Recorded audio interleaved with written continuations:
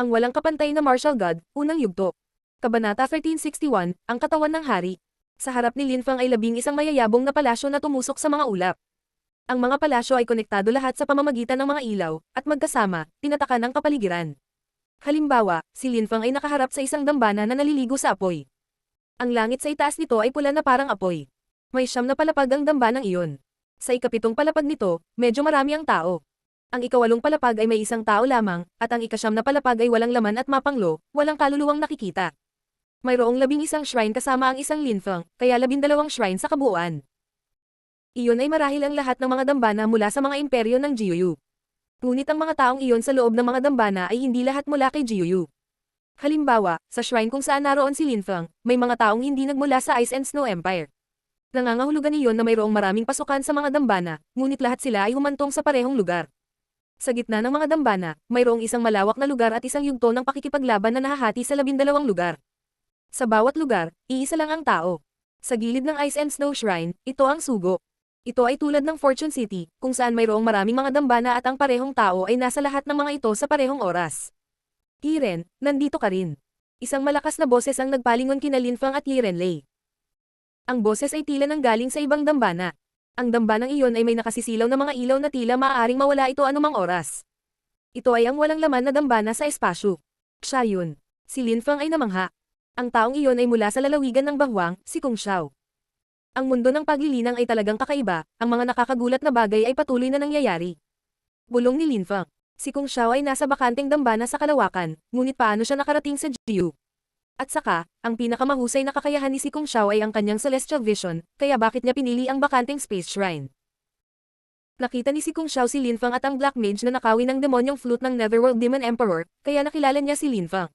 Magalang siyang ngumiti at tumanggo kay Lin Feng. Yiren, mas maganda ka ngayon. Nakahanap ka na ba ng taong magsasanay sa iyong 6 na kasanayan sa pagnanasa? Sabi ng katabi ni si Kung Xiao. Kilala ba natin ang isa't isa? Hindi nakilala ni Yiren Lei ang taong iyon, ngunit tila kilala siya ng taong iyon. Ipakilala ko siya, si Chi Chen Ren iyon mula sa Chi Clan. Bihira lang siya sa Bahwang dahil lagi siyang nasa ibang bansa at nagsasanay ng cultivation. Hindi mo siya kilala, kaya normal lang iyon. Sabi ni si Kung Xiao. Chi Chen Ren. Kumunat ang noo ni Lin Feng. Ang gumamit ng banishment spell kay Lin Feng ay si Chi Chen Xing. Chi Chen Ren, ikaw ba ay kapareho ng henerasyon ni Chi Chen Xing o mas matanda ka ba? Tanong ni Yiren Lei. Narinig niya na si Lin Feng ay pinalayas ni Chi Chen Xing. Alam niya na si Chi Chen Xing ay isang cultivator sa pinakatoktok ng layer ng Zunqi. Sa parehong henerasyon, mas bata ako sa kanya ng halos 100 taon. Mahinahong sagot ni Chi Chen Ren. Lin Feng, ang lalaking iyon ay mas nakakatakot pa kaysa kay Chi Chen Xing. Sabi ni Yiren Lei kay Lin Feng gamit ang telepathy. Sina Chi Chen Xing at Chi Chen Ren ay magkapatid at mayroong pagkakaiba ng 100 taon sa pagitan nila. Si Chi Chen Xing ay isang cultivator sa pinakatoktok ng layer ng Zunqi, ngunit si Chi Chen Ren ay nasa ika-7 palapag din ng shrine, kaya natural na siya ay isang henyo. Ang relasyon sa pagitan ng Sikong Clan at ng Chi Clan ay medyo maganda, hindi nakakagulat na magkasama kayong lumaban sa Wen Clan. Sabi ni Yiren Lei. Kumikislap ang mga mata ni Lin Feng, kilala niya ang mga taong iyon, kaya may iba pang pamilyar na tao doon. Laming-galing si Lin Feng sa paligid at mabilis na nakita ang ilang taong kilala niya. Wen Clan, ika-7 palapag. Laming-galing si Lin Feng sa paligid at nakita sina Wen Tiange at Wen Aozu. Nagpatuloy siya sa paglingon sa paligid at pagkatapos ay napansin ng ibang tao sa isang nakasisilaw na dambana, si Kung Ming ang Buddhist monghe. Hindi na siya nagulat nang makita si Kung Ming, tutal marami na siyang napapansing mga taong kilala niya. Ang ikinagulat ni Lin Feng ay nasa ika-8 palapag si Kung Ming. Si Kung Xiao at Wen Tiange ay bahagi ng 10 pinakamalakas na kabataang cultivator at ang pagpupulong ng mga emperador ay magaganap sa lalong madaling panahon, kaya hindi sila makapag-aksaya ng oras. Gayunpaman, ano ang mga pagkakaiba sa pagitan ng lahat ng mga dambana? Hindi niya alam kung paano napili ng ibang tao kung aling dambana ang gusto nilang puntahan. Naalala ni Lin Feng na sa walang laman na larangan ng digmaan sa kalawakan, nakatagpo nila ni Yiren Lei si Kung Ming. Naglalakbay sila sa parehong direksyon, ang direksyon ng Jiuyu. Sinabi rin ni Yiren Lei kay Lin Feng na mahirap intindihin si Kung Ming. Ika-8 palapag. Bulong ni Lin Feng. Si Kung Ming ay nasa ika-8 palapag na nangangahulugan na maaari niyang talunin ng mga tao sa tuktok ng ika-7 layer ng Zunqi, kahit papaano. Si Kung Ming ay nasa ika-8 palapag, at ito ay mahusay at lahat, ngunit ang bawat dambana ay may isa o higit pang mga tao sa ika-8 palapag. Ang pinaka hindi kapani-paniwalang tao ay nasa ika-9 na palapag, siya lamang ang nakarating sa ika-9 na palapag. Hindi mataas ang kanyang cultivation level.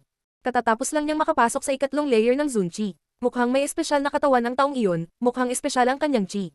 Bulong ni Li Renlei.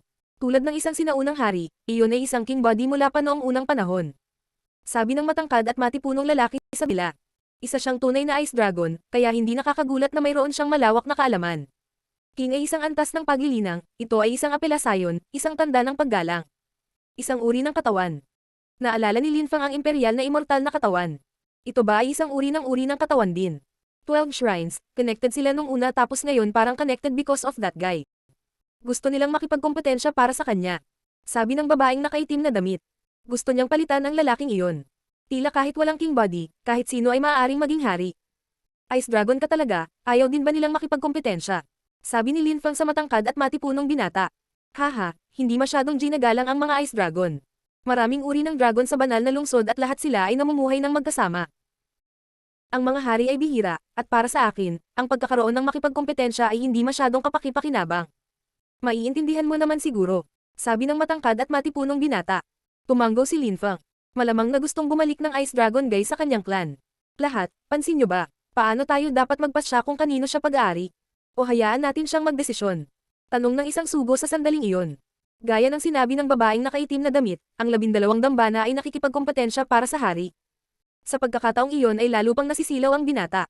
Nais nilang lahat na siya ay maging isang tunay na hari at tulungan silang mapanatili ang kanilang kapangyarihan. Ang walang kapantay na martial god, unang yugto. Kabanata 1362, mga desisyon ng mga kabataan. Kung tutusin, kung lakas lang ang pamantayan, hindi na sana lumabas ang binata sa ikasyam na palapag.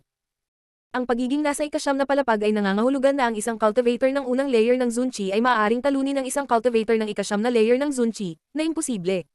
Kahit na may level 9 abstruse energies, hindi posible na talunin ng isang cultivator ng ikasyam na layer ng Zunchi sa isang strike.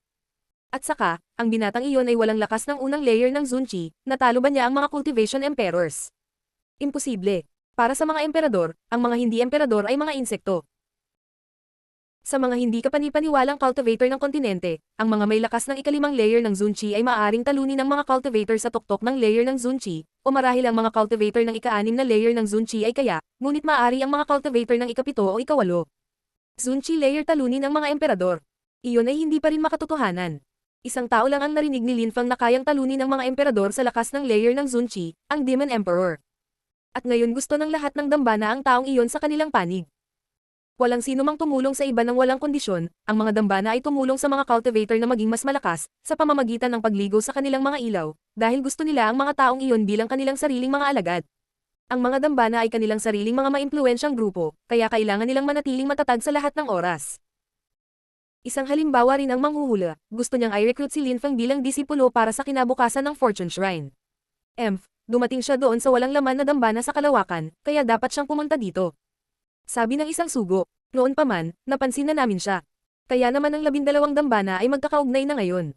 Hindi mo ba iniisip na nagpapatawa ka? Malamig na sabi ng isa pang sugo. Mayroon siyang sinaunang king body na minana niya ang kanyang katawan sa pagsilang, hindi katulad ng ibang espesyal na katawan. Dapat siyang hawakan ng mabuti. Maaari ding hugasan ang kanyang katawan. Sabi ng sugo ng Ice and Snow Shrine. Si Lin Fang ay nalilito, minana sa kapanganakan.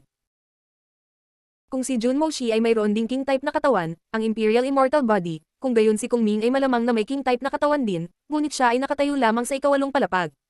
Ang mga miyembro ng iyong dambana ay maaari ring pumunta sa aking dambana at hugasan din ng mga walang laman na ilaw sa kalawakan. Sabi ng sugo ng walang laman na dambana sa kalawakan. Kung gusto nila, sige, hayaan natin ang mga tao na pumili muli, ano sa palagay mo? Sige, walang tutol ang Fire Shrine. Sabi ng sugo ng Fire Shrine. Tumatanggap din ang dambana ng demonyo. Sabi ng isang mukhang maitim na sugo. Wala rin akong tutol. Sumang-ayon ang lahat dahil naniniwala sila sa kanilang mga dambana. Pagkatapos ng lahat, dahil pinili ng mga tao ang kanilang dambana, bakit sila aalis?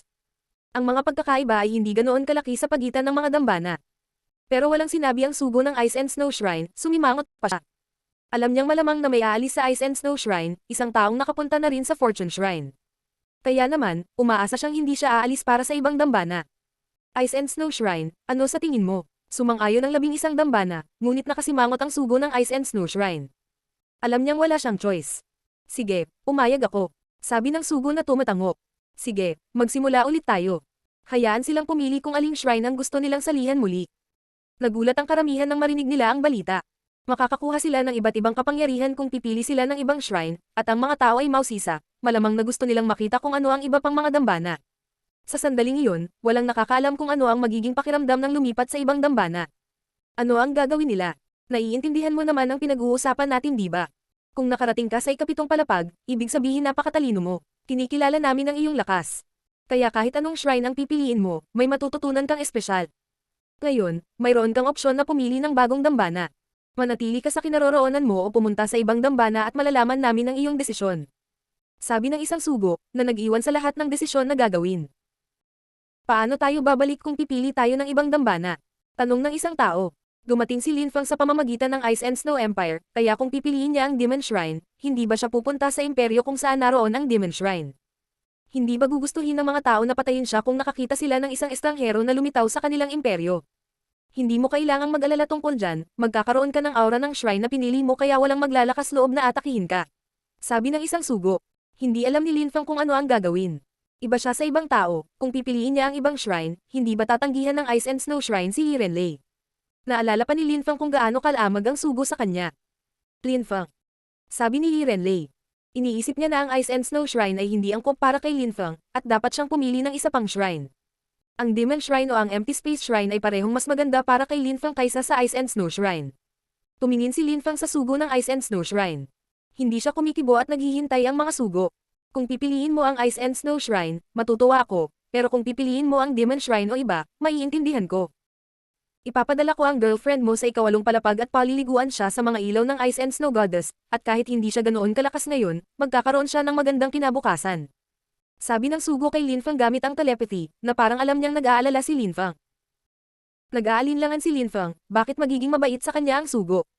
Alam ba niya na may espesyal na katawan si Lin Fang at pipili siya ng ibang dambana? Sinusubukan ba niyang ipanalo si Lin Fang sa pamamagitan ng pag-aalok ng posisyon sa kanyang kasintahan? Kaya kung naging hindi ka panipaniwala si Yirenlei, kung gayon si Lin Fang ay makokonekta pa rin sa Ice and Snow Shrine. Nag-iisip si Lin Fang. Biz. Nag-flicker ang mga silhouette.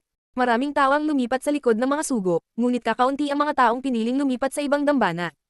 Yiren, pupunta ako sa Demon Shrine. Sabi ni Lin Fang kay Yirenlei gamit ang telepathy. Walang gagawin sa iyo ang sugo. Sige, umalis ka na, hindi na ako makapaghintay na ikaw ang aking Demon God. Sabi ni Yirenlei na nakangiti ng magiliw. Sige, balang araw, liligawan ko ang aking Ice and Snow Goddess. Sabi ni Lin Fang, hinahaplos ang kanyang pisngi. Pagkatapos, umalis siya papuntang Demon Shrine. Tumingin si Yirenlei sa kanya at pagkatapos ay tumayo sa likod ng sugo ng Ice and Snow. Tumingin ang 12 sugo sa mga kabataang cultivator at pagkatapos ay sa binata sa ikasyam na palapag. Hindi na nila hinintay kung saan siya pupunta. Sa iyong mga kakayahan, kung pipiliin mo ang walang laman na Empty Space Shrine, lalo kang lalakas. Sabi ng sugo ng Empty Space Shrine. Magiging mas flexible ang Fire Shrine para sa iyo. Sa iyong likas na katawan, kung pipiliin mo ang Demon Shrine, ikaw ay magiging isang Diyos. Sabi ng sugo ng Demon Shrine. Ang walang kapantay na martial god, unang yugto. Kabanata 1363, ang Demon Shrine. Ang isang likas na immortal na katawan ay maaaring maging napakalakas. Naisip ni Lin Fang. Si Lin Fang ay nakatayo sa likod ng sugo ng Demon Shrine, ngunit walang pumapansin sa kanya dahil lahat ay nakatingin sa binata sa ikasyam na palapag. Mukhang angkop ang Demon Shrine para sa binatang iyon na eksperto sa pakikipaglaban dahil walang Battle Shrine. Ang binata ay mukhang kalmado at matahimik, ang kanyang bibig ay nakaawang na nagpakaba sa lahat ng sugo. Pipili ko ang Demon Shrine. Sabi ng binata na may Immortal King type na katawan. Ang sugo ng Demon Shrine ay tumingin sa binata sa kanyang itim na mga mata at ngumiti ng walang pakialam. Tila nadismaya ang ibang mga sugo, lalo na ang sugo ng Empty Space Shrine. Napunta doon ang binata sa pamamagitan ng pagtawid sa Empty Space Shrine at ngayon ay pinili na niya ang Demon Shrine. Pagkatapos ay dumaong ang binata sa likod ng sugo ng Demon Shrine at sa likod ni Lin Fang. Tumingon ang sugo ng Demon Shrine at natuwa nang makitang walang umalis sa kanyang dambana. Ang mga dumaan sa Demon Shrine ay malamang lahat ay nag-aral ng Demon Cultivation. Walang natalo sa Demon Shrine at nanalo pa sila ng 2 tao. Hindi pinansin ng sugo si Lin Fang. Ang kanyang mga mata ay itim na nangangahulugan na siya ay malamang na isang Demon Cultivator. Binabati kita at maligayang pagdating. Nakangiting sabi ng sugo kay Lin Fang at sa binata, ngunit nakatingin lang talaga siya sa binata. Sige, lahat ay maaaring bumalik sa kanilang dambana. Walang pakialam na sabi ng sugo ng Demon Shrine. Siya ay masaya dahil ang King type na katawan ay napakabihirang. Ang kinabukasan ng Demon Shrine ay magiging maliwanag. Hindi na kailangang sabihin, ang iba pang mga sugo ay lubos na nabigo. Ang sugo ng Ice and Snow Shrine ay sumulyap kay Lin Fang paminsan-minsan. Si Lin Fang ay mayroon ding King type na katawan, ang katawan ng isang mandirigma. Marami rin siyang espesyal na kapangyarihan ng demonyo at espada. Sinubukan niyang suriin ang mga alaala ni Linfeng, ngunit hindi niya magawa dahil sa imprint ng Fortune Shrine sa kanyang utak. Hindi niya alam kung anong espesyal na katawan mayroon si Linfeng, ngunit ito ba ay katulad ng immortal na king body. Noong una ay gusto niyang saktan si Linfeng, ngunit sa huli ay naisip niyang hindi na ito kailangan. Si Yi Renlei ay kanyang kasintahan at itinaya ang kanyang buhay para protektahan siya. Kung nanatili si Yi Renlei sa Ice and Snow Shrine, kahit na si Linfeng ay naging isang walang katulad na cultivator, hindi niya kailanman sasaktan ng Ice and Snow Shrine. May isa pang dahilan para sa pagtitipon dito, gusto din naming makita kung gaano kalakas ang mga batang cultivator. Sabi ng sugo ng Empty Space Shrine. Ang mga batang cultivator doon ay hindi kapani-paniwalang malakas, lalo na ang mga nasa ikawalong palapag. Kung ang binata na may walang kamatayang king body ay sumama sa kanila, ito ay perpekto. Mukhang hindi siya masaya. Naisip ng ibang mga sugo. Ang mga kabataan na kanilang kinuha ngayon ay tutukayan ang kinabukasan ng kanilang mga dambana. Hindi na nila kailangang ikumpara ang kanilang lakas ngayon bagaman. Hindi na kailangan. Sabi ng sugo ng Demon Shrine. Siguro maaari lang nating subukan, halimbawa, maaari tayong pumili ng ilang tao mula sa ikapitong palapag. Nakangiting sabi ng sugo ng Fire Shrine. Wala akong pakialam na pumili ng isang tao. Walang pakialam na sabi ng sugo ng Ice and Snow Shrine. Tere na. Sabi ng sugo ng Demon Shrine, tumalikod at hindi pinansin ang iba. Ang sugo ng Empty Space Shrine ay nabalisa, ngunit siya ay ngumiti ng pareho.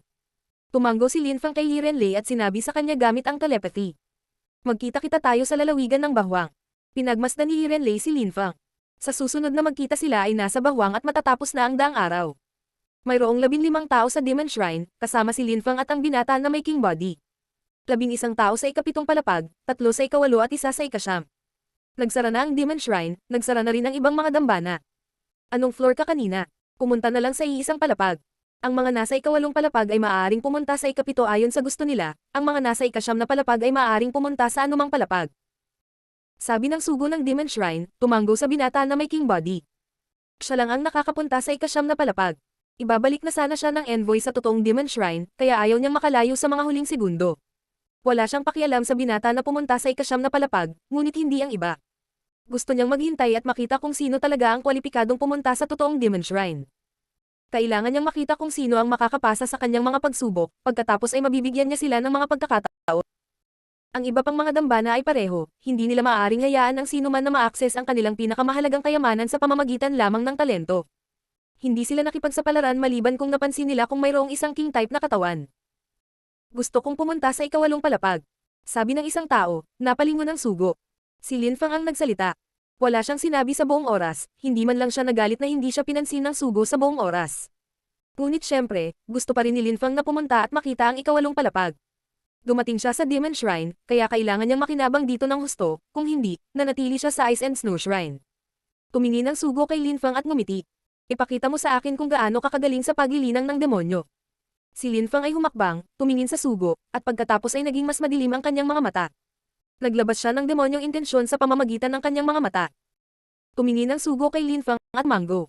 Sige, gagawa ako ng daanan mula sa ikapito hanggang sa ikawalong palapag. Kung makapasa ka sa pagsusulit, makakaakyat ka sa ikawalong palapag. Mag-iiwan din ako ng tatak sa utak mo. Sa ganoong paraan, kung babalik ka sa Demon Shrine, magagamit mo ang imprint na iyon para patunayan na miyembro ka ng shrine na ito. Gayun din, gagawa ako ng mga teleportation portal sa ikapito at ikawalong palapag na magagamit mo. Sabi ng sugo. Pagkatapos, binuksan niya ang kanyang ikatlong mata at ipinadala ang mga imprint sa 15 mga ikatlong mata ng mga taong iyon. Tanging ang binatang may haring katawan ang hindi nakatanggap nito. Pagkatapos nito, kumaway ang sugo. Pagkatapos, biglang napalibutan si Linfeng ng madilim na aura. Sa aura na iyon, walang maglalakas loob na atakihin ka. Ito ay nagpapatunay na ikaw ay miyembro ng Demon Shrine. Sabi ng sugo kay Linfeng. Pumunta ka, walang nagsalita, pumasok lang sila sa shrine. Sumunod si Linfeng at pumunta sa gitnang bahagi ng ikapitong palapag. Ang walang kapantay na martial god, unang yugto. Kabanata 1364, 18 demonyong general. 11 tao ang nasa ikapitong palapag. Ang Demon Chi ay gumugulong sa mga alon doon at nagiging madilim na ulap. Napaka-demonyong Chi. Sa isip ni Linfeng, naglalakad pasulong. Patuloy na hinuhugasan ni Demon Chi ang kanyang katawan. Boom! Sa harap ni Linfeng, lumitaw ang isang pares ng itim na mata. Agresibo, matalas. Iyan ay isang tunay na hari ng demonyo. Ang silhouette sa harap ni Linfeng ay naging mas kakaiba. Isang demonyong hari ang lumitaw. Siya ay napakaitim, ngunit tila hindi buhay, tulad ng isang ilusyon. Ang mga mata ay tila buhay, nararamdaman ni Linfeng kung gaano sila kalakas. Mukhang hindi siya kasing lakas ng Netherworld Demon Emperor sa mga tuntunin ng kamalayan, dahil ang kamalayan ng Netherworld Demon Emperor ay umiral sa libu-libong taon. Ngunit, ang kanyang determinasyon ay tila mas malakas, mas totoo. Isip ni Lin Fang. Ang Demon King sa harap niya ay isang demonyong emperador. Biz. Lumitaw ang nakakasilaw na mga ilaw, lumingon si Lin Fang at nakita ang isa pang pares ng mga mata na puno ng determinasyon ng demonyo. Tumalikod siya, ngunit nakaramdam na ng sakit ang kanyang mga mata. Ang malademonyong layunin ay tumatagos sa kanyang mga mata, nagtatagal pa. Mamatay. Inilabas ni Lin Fang ang malademonyong chi at ang kanyang mga mata ay naging mas madilim. Ginamit niya ang sarili niyang malademonyong layunin para labanan ang layuning nagmumula sa mga matang iyon. Sirain. Sabi ng isang boses na umalangaw. Ang mga mata ni Lin Fang ay biglang napuno ng malaimpyernong apoy habang dahan-dahan niyang sinisira ang mga demonyong ilaw na umaatake sa kanya. Phew. Huminga ng malalim si Lin Fang. Hindi na siya naglakas loob na tumingin ulit sa demonyong iyon, mukhang totoo naman. Kapangyarihan ba iyon ng emperador? Parang masisira niya lang ako sa pamamagitan ng pagsulyap sa akin. Isip ni Lin Fang. Ang mga emperador ng paglilinang ay kabilang sa ibang mundo. Sa loob ng Bahwang at Jiuyu, sila ay tinuturing na pinakamataas na uri ng mga nilalang. Ang banal na lungsod ay marahil ang tanging lugar kung saan mayroong maraming mga emperador. Hindi lang 2 demonyong emperador, marami pa. Napagtanto ni Lin Fang habang lumilingon siya sa paligid. Mayroong 18 estatwa ng demonyong emperador sa paligid niya, at magkasama, sila ay parang 18 demonyong general. Ang determinasyon ng 18 demonyong general, ito ay isang magandang lugar para magsanay ng paglilinang ng demonyo. Isip ni Lin Fang. At ito ay ikapitong palapag pa lamang. Baka sa ikawalong palapag, may mga demonyong hari at mga dakilang demonyong emperador. At paano ang ikasyam na palapag?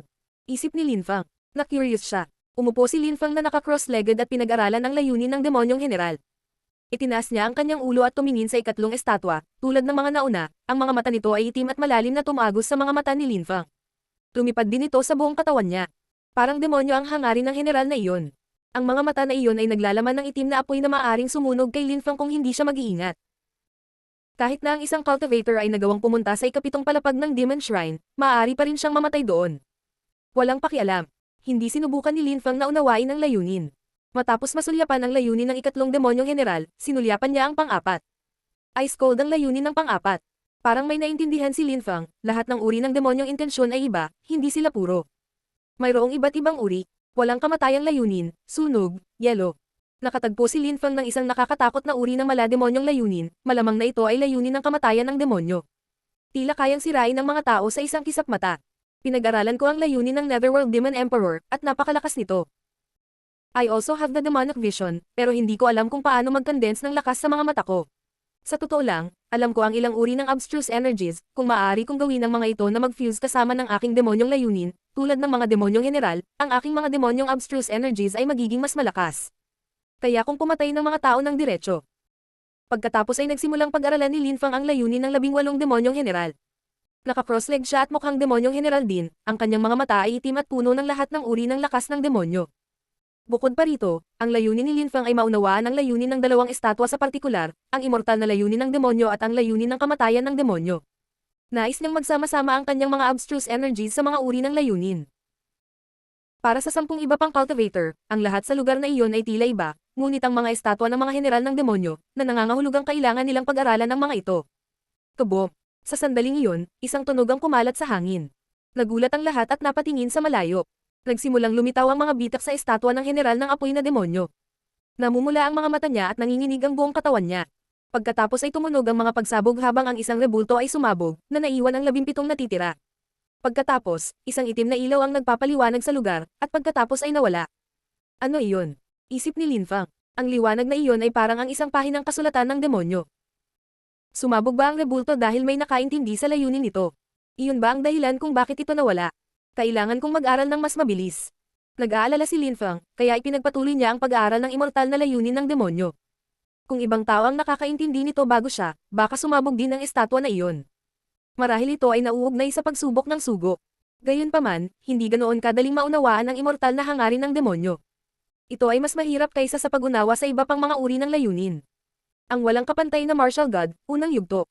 Kabanata 1365, Kawalang kamatayan at kamatayan.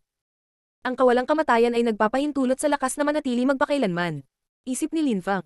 Ang immortal na demonyong layunin ay walang hanggan, halos imposibleng sirain. Ang hangarin ng demonyo ay patuloy na nag-aalab sa kanyang mga mata. Maaari niyang gawing fuse ang Immortal Abstruse Energy kasama ng anumang uri ng Abstruse Energy, kailangan lang niyang malaman kung paano ito kontrolin. Kaboom! Pagkaraan ng mahabang panahon, isa pang rebulto ang sumabog. Ngayon, 16 na estatwa na lang ang natitira. Wala sa mga kabataang cultivator sa ikapitong palapag ang mahina, ang ilan sa kanila ay mga katamtamang antas na Zone cultivator na matagal nang nagsasanay ng paglilinang ng demonyo. Malamang na may malalim silang kaalaman sa malademonyong layunin. Ngunit walang pakialam si Linfang, nakatuon siya sa kanyang layunin. Gusto niyang maunawaan ang estatwa ng immortal na demonyong general. Pagkaraan ng ilang oras, lumitaw ang mga hibla ng walang kamatayang chi sa katawan ni Linfang at nakipagugnay sa chi sa silid. Pagkatapos, nagsimula itong gamulong sa mga alon, na para bang ang walang kamatayang layunin ay hindi maaring masira. Si Linfang ay naliligo sa walang kamatayang demonyong layunin. Ang mga mata ni Linfang ay puno rin ng walang kamatayang demonyong layunin. Gotcha! Sumabog ang ikatlong rebulto. May ibang nakaintindi sa layunin ng isang general. Kasabay nito, ang mga itim na ilaw ay pumasok sa silid at tumagos sa utak ng taong iyon. Nang sumabog ang ikalimang rebulto, may mga bitak na lumitaw sa rebulto ng immortal na demonyong general, ngunit hindi ito pumutok lamang ito. Gotcha! Parami ng paraming bitak ang lumitaw, ngunit hindi ito nabasag. Marami sa kanila ang tumingin sa estatwa na iyon, nang makita kung paano ito naglalaman ng walang kamatayang layunin, maaari ba itong masira? Biz! Ang mga ilaw ay bumaba mula sa langit at tumagos sa ikatlong mata ni Linfang. Nakikita ni Linfang ang isang imahe, ito ay nagpapalit sa pagitan ng isang pahinang sinaunang kasulatan at isang estatwa ng demonyo. Sa madaling salita, ang demonyong general ay nag-iimprenta ng kanyang isang pahinang demonyong kasulatan sa utak ni Linfang. Ramdam ni Linfang ang walang kamatayang demonyong hangarin na sama-sama sa kanyang katawan. Gaano kakilakilabot, walang kamatayang enerhiya ng demonyo ang sama-sama sa aking katawan. Isip ni Linfang. Hindi pa niya sinubukang pag-aralan ang walang kamatayang abstruse energy noon. Siguro, kung sinubukan niyang mag-aral ng demonyong apoy, mas lumakas ang kanyang fire abstruse energies. Ngunit hindi iyon masyadong inisip ni Linfang, nagpatuloy lang siya sa pagligo sa walang kamatayang layunin, na natanggap ang kaalaman ng general. Nagpatuloy ito ng mahabang panahon at sa wakas ay iminulat ni Linfang ang kanyang mga mata, na papaligiran ng walang kamatayang layunin. Ang aking demon abstruse energy ay level 4 na ngayon at ang aking immortal abstruse energy ay agad na umabot sa level 3. Isip ni Linfang. Masaya siyang ngumiti. Alam na ni Linfang ang maraming uri ng abstruse energies, karamihan sa mga ito ay antas 3 o 4. Tanging ang kanyang soundwave abstruse energy lang ang level 2, na siyang pinakamahina niya. Hindi nagulat si Linfang, alam niyang may regalo siya. Maaari niyang pag-aralan ang anumang uri ng abstruse energy, ngunit ang pag-alam sa maraming uri ng abstruse energies ay hindi naman ang pinakamagandang bagay. Noong wala pa sila sa mataas na antas, ang pag-level up at pagsasama-sama ng mga ito ay pinakamahusay. Demonic Abstruse Energy, Immortal Abstruse Energy, Soundwave Abstruse Energy, gusto sila ni Linfang kaya mabilis niyang natutunan ang mga ito. Tumingin si Linfang sa iba pang mga general, 8 estatwa ang nasira, naiwan ang 10. Tumingin si Linfang sa estatwa na naglalaman ng layunin ng kamatayan demonyo. Ang isang sulyap ay maaaring pumatay sa kanya. Kung iyon ay isang tunay na emperador, maaari niya akong patayin sa isang sulyap lamang. Isip ni Linfang. Pinag-aralan niya ang lakas ng kamatayan, ngunit kaunti lang. Hindi pa siya nag-aral ng totoong death abstruse energies. Gayunpaman, dahil alam niya ang buhay abstruse energies, dapat siyang magkaroon ng mas madaling oras sa pag-aaral ng lakas ng kamatayan. Lahat ng tao ay may lakas ng buhay sa kanila. Kung mas malakas ang isang cultivator, mas mataas ang kanilang antas ng paglilinang, at mas malakas ang kanilang lakas sa buhay. Sa makatuwid, ang mga zone cultivator ay maaaring mabuhay ng libu-libong taon. Gayunpaman, gaano man kalakas ang isang cultivator, ang kanilang buhay ay unti-unting napalitan ng kamatayan. Hindi lang si Linfang ang nag-isip na ang lakas ng kamatayan ay makapangyarihan. Sa ibang lugar sa silid, pinag-aaralan din ng iba ang rebulto ng Death Demon General, si Death Chi ay lumulutang sa kanilang paligid. Hindi lahat ay maaaring mag-aral ng mga enerhiyang iyon ayon sa gusto nila, hindi katulad ni Linfang na maaaring mag-aral ng kahit ano. Ito ay hindi kinakailangang angkop para sa kanila. Mas mabilis na pinag-aralan ni Linfang ang Death Intent kaysa sa Immortal Intent. Hindi nagtagal at nagsimulang lumitaw ang ilang mga bitak sa rebulto. Gotcha! Nabasag pa ng kaunti ang estatwa at tumagos si Chi sa utak ni Linfang. Pagkatapos, ang layunin ng kamatayan ay sumalakay sa silid, na nagpapahintulot sa ilan sa iba na pag-aralan din ito. Boom! 2 dambuhalang hibla ng layuning kamatayan ang tumaas sa langit. Hindi lang si Linfang ang nakaintindi nito, naintindihan ito ng 2 pang henyo, ngunit naging mas mabilis si Linfang at tuluyang nasira ang estatwa dahil sa kanya. Gotcha! Kaboom! Ang lahat ng iba pang mga estatwa ay patuloy na naghiwa-hiwalay habang pinag-aaralan ng ibang mga henyo ang kanilang mga lakas. Si Linfang ay naliligo sa layuning mamatay. Naintindihan na niya ang 2 uri ng abstruse energies, sapat na iyon. Gotcha! Nang masira ang huling rebulto, sinalakay ng demonyo ang buong silid. Isang malakas na hangin ang umihip at ang mga enerhiya ay bumagsak sa kalangitan. Kumalat sa hangin ang nakakatakot na mga dagandong nang may lumabas na pinto, iyon ang daan patungo sa ikawalong palapag. Tulad ng sinabi ng sugo. Akala ng lahat, ang buhawi na iyon ang daan patungo sa ikawalong palapag. Kasabay nito ang pagbabago ng silid. Dalawang tao ang malamig na tumingin kay Linfang nang maramdaman nila ang kanyang death energy. Ngunit mabilis silang tumingin sa ibang lugar. Walang silbi ang pagpatay kay Linfang. Tsaka hindi nila alam kung gaano siya kalakas. Doon, ang antas ng paglilinang ay hindi gaanong ibig sabihin.